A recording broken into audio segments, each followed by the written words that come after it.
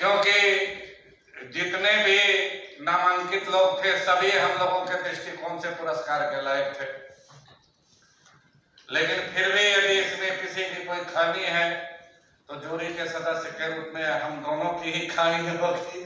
बाकी इसके लिए प्रबंधन चाहे आईनेक्स हो चाहे अमृता विश्वविद्यालय हो, उनका कोई दोष नहीं।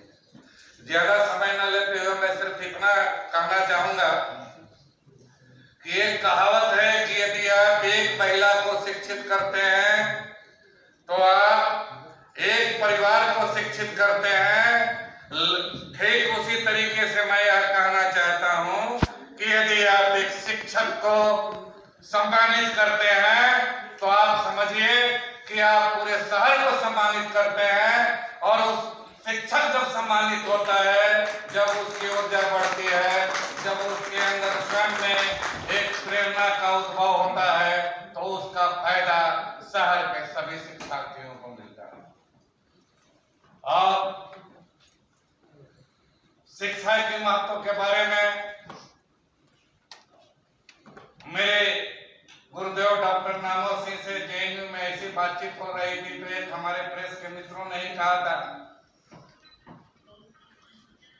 कि सर आपके विचार से हिंदुस्तान की सारी समस्याओं का समाधान क्या है। तो उन्होंने बड़ा खूबसूरत उत्तर दिया था। उन्होंने कहा था इसके लिए मैं 3 मंत्र दे रहा हूं।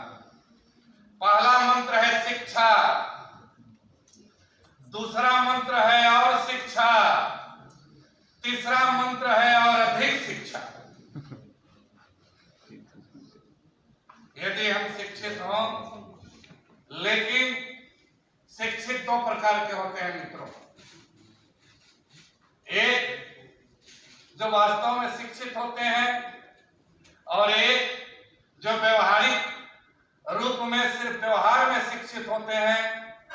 जहां पर मंच पर मौका मिला, भाषण दे मारा नैतिकता का, भाषण दे मारा स्त्रियों की समानता का, भाषण दे मारा सांप्रदायिकता के विरोध का, भाषण दे मारा जातीय समानता का।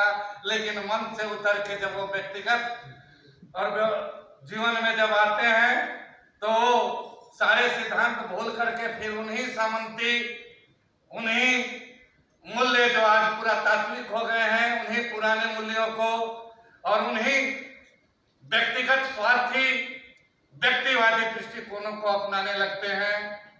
मैं यह मानता हूं कि